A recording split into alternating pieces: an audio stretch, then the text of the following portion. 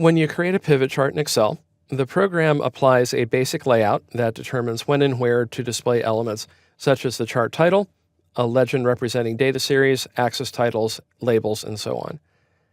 The basic layout Excel uses is good enough for a quick look at your data, but you will probably want to change how your pivot chart's elements are arranged before you share it with your colleagues. In this movie, I will show you how to affect the layout of a pivot chart. My sample file is layout 0605, and you can find it in the Chapter 6 folder of your exercise files collection.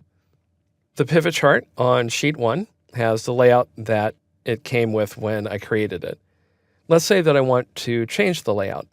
To do that, I can click the pivot chart, and then on the Design contextual tab of the ribbon, I'll go over to the left, and in the Chart Layouts group, I'll click the Quick Layout button. And from the button list, I see that I have 11 layouts to choose from.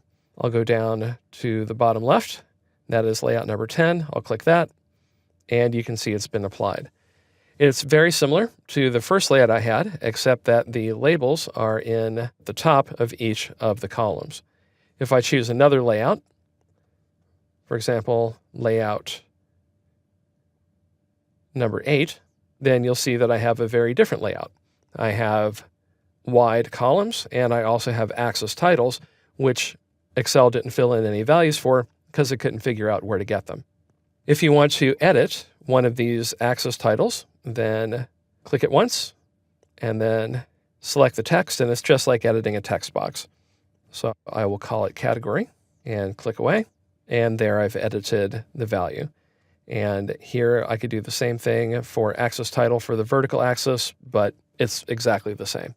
If you want to turn individual elements on and off, you can do that in two ways.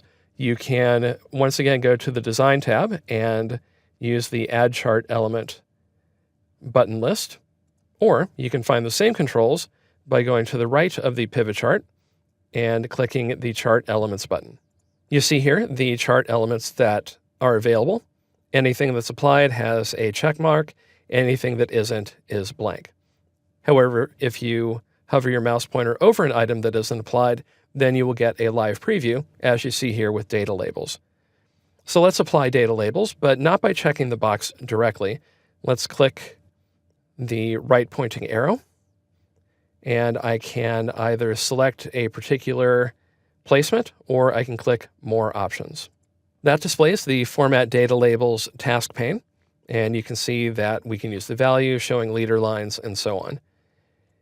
In this case, I will set the label position as inside end, and you see that applied within the body of the pivot chart.